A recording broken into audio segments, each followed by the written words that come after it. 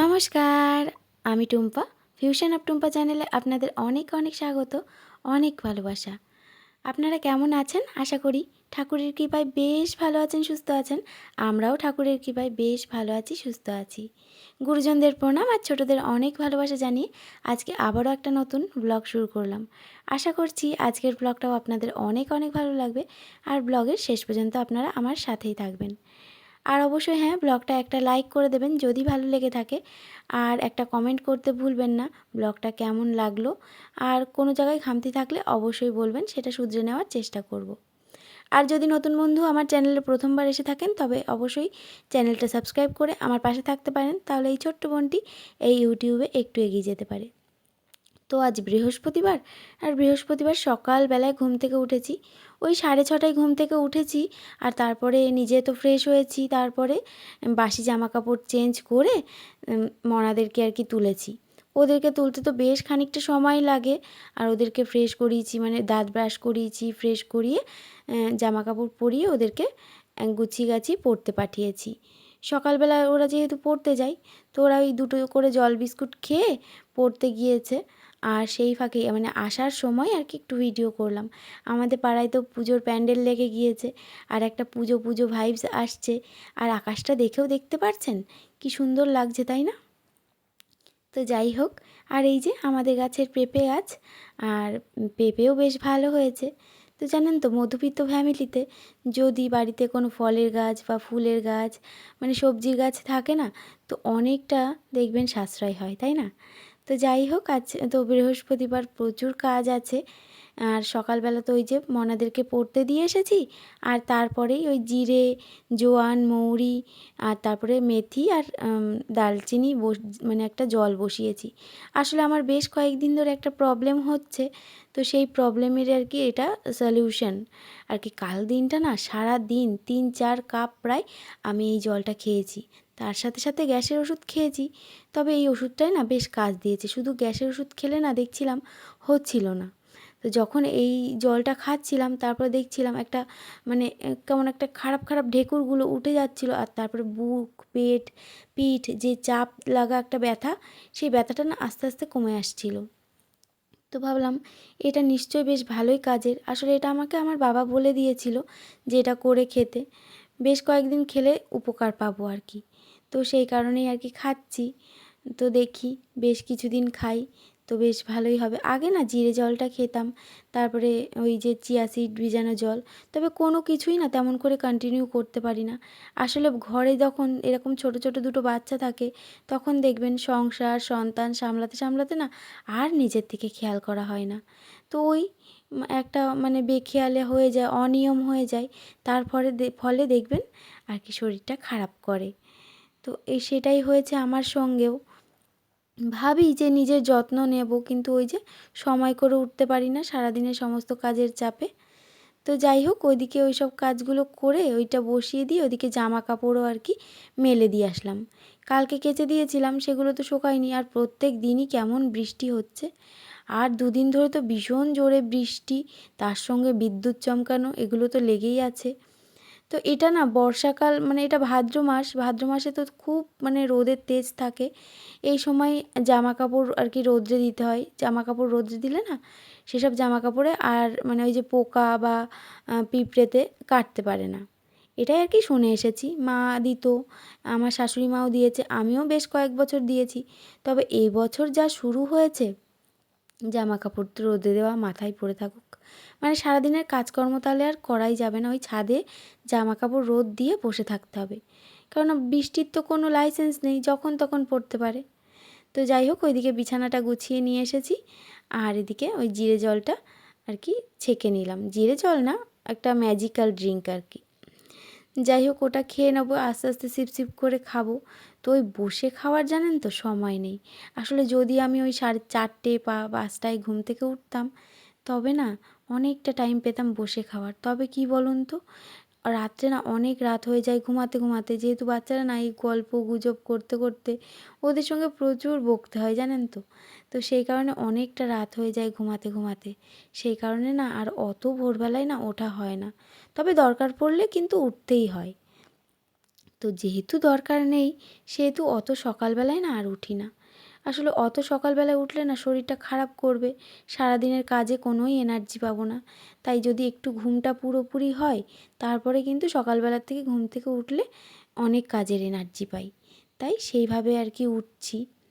যাই হোক, কয়েকদিন তো বেশ শরীরটা খারাপ ছিল। এখনও শরীরটা যে খুব ভালো হয়েছে তা নয়, তবে ওই যে সংসারের কাজ ফেলে কিন্তু আমরা বসে থাকতে পারি না। তারপরেও জানেন তো, শুনতে হয় যে আমরা ঘরে থেকে সংসারে কী বা কাজ করি, ওই তো দুটো রান্না আর খাওয়া দাওয়া। তো যাই হোক, এগুলো হয়তো আমাদের মেয়েদের কপাল, এগুলো শোনার জন্যই হয়তো আমরা মেয়ে হয়ে জন্মেছি। তো এই যে টিভিটাও ভালো করে মুছে নিলাম, আর এই যে যে শোকেসটা রয়েছে এই শোকেসটাও এবার একটুখানি পরিষ্কার করে নেবো। এই কয়েকদিন আগেই, 2-3 দিন আগেই আমি জানেন তো এই শোকেসটা সুন্দর করে ঝেড়ে পুছে পরিষ্কার করেছিলাম, মানে ধুলো টুলো ঝেড়েছিলাম। তবে দেখুন 3-4 দিনের মধ্যেই আবার কেমন ধুলো ধুলো হয়ে গিয়েছে। আর এইদিকে দেখতে পাচ্ছেন আমি এই কাজ করছি, করতে করতেই না ওরা চলে এসেছে। আসলে আমি নিতে যাই, তবে ওর আন্টি কী করেছে, ওদেরকে ওই রাস্তাটা পার করে দিয়েছে, আর তারপরে তো একটুখানি একদম, তো ওরা চলে এসেছে। তো যাই হোক, ওদেরকে বললাম তোরা এবার জামা কাপড় খোল, তোদের স্নান করাবো। আর তো ওরা তো ওই যে বসে রয়েছে, আমি যতক্ষণ কাজ করব ওরা আমার পিছন থেকে আর কি নড়বে না। তো এখানে বলছে মা আমি তোমাকে একটু হেল্প করব। তো আমি বলছি না, হেল্প করতে হবে না, তুই যা স্নান করে আয়। তো আমি ওদিকে গরম জল বসিয়েছি, ওয়েদারটা যেহেতু এরকম বাজে, তো সেই কারণে কখনো ঠান্ডা কখনো গরম, তো বাচ্চাদের ঠান্ডা এমনি একটু লেগে লেগে রয়েছে। তো যাই হোক, ওদেরকে স্নানও দিয়ে দিয়েছি, আর তার মধ্যেই দেখুন বৃষ্টি অঝরে পড়েছে। আর এই যে জামা কাপড় নিতে চলে এসেছি দৌড়ে দৌড়ে, ভাগ্যিস মানে জামা কাপড়টা নিতে এসেছি। এর মধ্যে মামুনিও ফোন করেছিল যে বৃষ্টি পড়ছে কিন্তু তাড়াতাড়ি ছাদে যাও। তো আমি আরোই আর কি দৌড়ে দৌড়ে ছাদে গেলাম। তো যাই হোক, ঘরের মধ্যে কাজ করতে করতে দেখবেন অনেক সময় না বাইরে খেয়াল হয় না। তো মামুনি ওরকম, মানে উনি তো স্কুলে থাকে, তো স্কুল থেকে ওই খেয়াল করেছে আর আমাকে না ফোন করেছে, আর আমিও ফোনটা তুলেছি। তো তারপরে উনি বলল, তারপর দেখি সত্যি তো বাইরে একদম কালো মেঘ করে এসেছে, আর মানে বৃষ্টি পড়ার আগেই আর কি চলে গিয়েছি, আর জামা কাপড়গুলো তুলেও নিয়েছি। আর এদিকে নিচে এসেছি, এসে এই যে মামুনি বাবার ঘরের বিছানাটা ঝেড়ে নিচ্ছি। প্রত্যেক দিন সকালবেলা আর কি আমার এই কাজগুলো থাকেই, ঘরের বিছানা ঝাড়া, তারপরে আর কি ঘর ভালো করে ঝাড়ু দেওয়া। সকালবেলা কিন্তু মামুনি একবার ঝাড়ু দিয়ে যায়, তবে ওই যে বিছানা ঝাড়ার পরে না ঘর ঝাড়ু দিতেই হয়, কেননা বিছানার মধ্যে প্রচুর ধুলো থাকে, জানি না কোথা থেকে ধুলোগুলো আসে। তবে যাই হোক, বিছানাটা ঝেড়ে তারপরে ওই যে ঘরটা ঝাড়ু দিয়ে নিলাম। আর এদিকে এই যে তারপরে চলে এসেছি ভাত বাড়তে, মনাদেরকে আর কি ভাত খাইয়ে দেবো। ওদেরকে স্নান করিয়ে রেডি করিয়ে নিয়েছি। আর এই যে এখানে পেঁপে আলু সেদ্ধ দিয়েছিলাম, আর সেটা দিয়েই আর কি ভাত খাইয়ে দেবো ওদেরকে। ওরা তো মানে সবজি খেতেই চায় না, তবে এই ভাতের সঙ্গে চটকে চটকে একেবারে ওই ঘি দিয়ে দিয়ে দেবো, মানে খাইয়ে দেবো একদম, মানে ও বুঝতেই পারবে না আর কি, ঘিয়ের একটা সুন্দর টেস্ট আছে, তো সেই কারণেই। আর ওই যে একটু টিভি দেখবে, টিভি দেখার একটা নেশা আছে, তো টিভি দেখবে, টিভি দেখতে দেখতে খেতে থাকলে না আর কিছুই বোঝে না যে কী খাচ্ছে, সাপ খাচ্ছে না ব্যাঙ খাচ্ছে। তো যাই হোক, মানে এই একটা মানে আছে, মানে উপকার আছে জানেন তো, নাহলে না বাচ্চারা মোটেই সবজি খেতে চায় না। আমি না এই দুপুরের দিকে আর কি ওদের একা একা দু এক সময় খেতে দিই, যখন ছুটি থাকে তখন তো সবজি খেতে দিতেই পারি না, ওদের পছন্দের খাবার দিতে হয়। তো যাই হোক, আপনাদের সঙ্গে অনেক বকবক করছি। আর এখানে এই যে দেখুন ওদেরকে স্কুলে দিয়েও আসলাম, আর আসার পথে না মাসি শাশুড়ি বলছিল একটু বাদাম নিয়ে আসতে, তো বাদাম নিয়ে আসতে গিয়েছিলাম, আজ যেহেতু একাদশী, তো মনাদের জন্য দুটো বিস্কুটও নিয়ে আসলাম, হাইড অ্যান্ড সিক আর কি। তারপরে এই যে বাবাও চলে এসেছিল জানেন তো, বাজার করে কয়েকটা জিনিস আনতে দিয়েছিলাম, তো সেগুলোও নিয়ে এসেছে, আর বাজার করে চলেও এসেছে। তো বাবা বসেছে আর আমি এদিকে ঘরদোরগুলো মুছে নিচ্ছি, আর ওদিকে মামনি পুজো দিচ্ছে, আজ যেহেতু বৃহস্পতিবার আর তারপরে একাদশী। ওদিকে পুজো দেওয়ার জন্য আর কি যেসব আর কি গোছাতে হয়, বাসন মাজতে হয়, ঠাকুরের জায়গা মুছতে হয়। আমি তো ঠাকুরের জায়গা এই মফ দিয়ে মুছি না, মামনির আলাদা একটা কাপড় আছে, সেই কাপড়টা দিয়ে আর কি মামনি ঠাকুরের জায়গাটুকুনি মানে মুছে নেয়। তো সেই কারণে ওইখানটা মোছার আর আমার কোনো ঝামেলা থাকে না, আমি এই মপটা দিয়ে বাদবাকি সব জায়গায় আর কি মুছে নিই। তো ওই দিকটা তো সমস্তটাই মোছা হয়ে গিয়েছে, আর লাস্টে চলে এসেছি আমার ঘরে।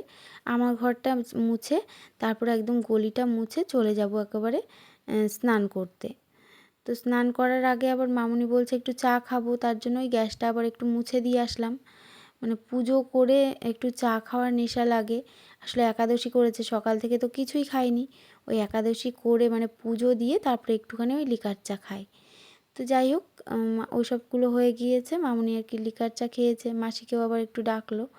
আর তারপরে এই যে আমি চলে আসলাম আবার রান্নাঘরে। এখন না আমার স্নান টান হয়ে গিয়েছে। আর এখানে এই যে আলুটা কেটে নিলাম। আর এদিকে না জিরে গুঁড়োটা ফুরিয়ে গিয়েছে, তাই জন্য একটু জিরে ভেজে নিচ্ছি। আর জিরে ভেজে গুঁড়ো করলে না দেখবে তরকারিতে দিলে এত টেস্ট হয়। তো ওই বাজারের না কেনা জিরের গুঁড়োর না তেমন কোনো টেস্ট নেই। তো এই যেভাবে গুঁড়ো করে রাখলে বেশ টেস্টও হয়, আর খুব অল্পতেই হয়ে যায়। আর এদিকে দেখুন, বৃষ্টি থেমে গিয়েছিল কিন্তু আবার দেখুন শুরু হয়েছে। যাই হোক, বৃষ্টির মতন হতে থাকুক, আর আমি আমার কাজ করতে থাকি। রান্না করতে হবে, বাসন মাজতে হবে, সকালের থেকে তো বাসন মানে জমতেই আছে। সেগুলো তো মানে একটার পর একটা কাজ করতে করতে না বাসনগুলোই আর মাজা হচ্ছে না। তার মধ্যে এই যে মামুনি পুজো দিয়েছে, ভাবলাম চলুন আপনাদের সঙ্গে একটু শেয়ার করি সিংহাসনটা। দেখুন কি সুন্দর করে সাজিয়েছে। আর এই যে ফুলগুলো দেখতে পাচ্ছেন, এগুলো সব কিন্তু আমাদের গাছের ফুল। মানে কলতলায় যে দুটো সাদা ফুল গাছ আছে, আর তার সাথে সাথে জবা ফুল গাছও আছে। তবে জবা ফুল গাছে না তেমন একটা ফুল ফুটছে না, ওই একটা দুটোই ফুটছে। তো যাই হোক, ওদিক থেকে চলে আসলাম। মামুনি পুজো টুজো দিয়ে এবার একটু ফল টল খেয়ে নেবে, খেয়ে একটু রেস্ট নেবে। আর এদিকে আমি জিরেটা গুঁড়োও করে নিয়েছি, আর কৌটোয় ভরেও রাখলাম। আর ওর থেকেই 1 চামচ এই তরকারিতে দিয়ে দেবো। এখানেই টমেটো আর কাঁচা লঙ্কার পেস্ট করে নিয়েছি। আজকে জানেন তো আদাটাও বাড়ন্ত, আদাও নেই। তো যাই হোক, ওই যা আছে সেটা দিয়ে কি তরকারিটা রান্না করে নেবো। ওই জিরে, গরম মশলা, লবণ, হলুদ, টমেটো আর কাঁচা লঙ্কা পেস্ট দিয়েছি। এগুলো দিয়ে আর কি রান্না করব। তবে পনিরটা খুব একটা খারাপ খেতে হয়নি, বেশ ভালোই হয়েছে খেতে। কি বলুন তো, কেউ প্রশংসা করুক আর না করুক, নিজের রান্নার নিজেই প্রশংসা করি। তো যাই হোক, না মিথ্যে প্রশংসা করছি না, সত্যিই খেতে বেশ ভালো হয়েছিল। তো যাই হোক, এখানে এই দেখুন কষানো হয়ে গিয়েছে, আর তারপরে জল দিয়ে দিলাম। আর এই যে তারপরে সেদ্ধ হয়ে গিয়েছে, আর এবার তরকারিটা একদম কমপ্লিট। তো নামিয়ে নিচ্ছি। নামিয়ে নিয়ে এবার বাবাকে না খেতেও দিয়ে দিয়েছি। আসলে বাবার তো সুগারের রুগী, বাবা না স্নান করে আসলেও খিদে পেয়ে যায়। তো বাবার খাওয়া দাওয়া হয়ে গিয়েছে, আর আমি এই যে খেয়ে নিচ্ছি। আর সঙ্গে সঙ্গে না ছোটো মানাও চলে এসেছে, মানে ওকে বাবা গিয়ে নিয়ে এসেছে আর কি। আর আমি ওকেও খাইয়ে দিলাম, আর তারপরে এই যে বাসনগুলো মেজে নিচ্ছি। ও এর মধ্যে আবার বড় মনাও চলে এসেছে। এখন ওই 3টে সাড়ে 3টে বাজে। এখন ওই সমস্ত বাসন মেজে আর এই যে রান্নাঘরটাকেও পরিষ্কার করে নিচ্ছি। ভালো করে রান্নাঘরটাকে ভালো করে মুছে পরিষ্কার করে নিচ্ছি। আর আজকে না তেমন করে আর কি সাবান সার্ফ দিলাম না, এখন যেহেতু নিরামিষ রান্না করেছি, তো সেই কারণে আর সাবান সার্ফ দিয়ে মোছার কোনো প্রয়োজন মনে হলো না, কেননা খুব একটা তেল চিটচিটে হয়নি।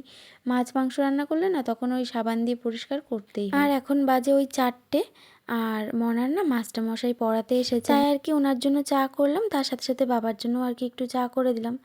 তবে বন্ধুরা, আজকে ভিডিওটা কেমন লাগলো অবশ্যই কমেন্ট করে জানাবেন। আর ভিডিওর এই পর্যায়ে এসে যদি আপনাদের কিছু ভালো লেগে থাকে অবশ্যই একটা লাইক করে দেবেন, আর চ্যানেলটা সাবস্ক্রাইব করতে ভুলবেন না। তবে চলুন আজ এখানেই বিদায় জানাই, আবারও দেখাবো অন্য কোনো ভিডিওতে। ততক্ষণ ভালো থাকবেন, সুস্থ থাকবেন, টাটা।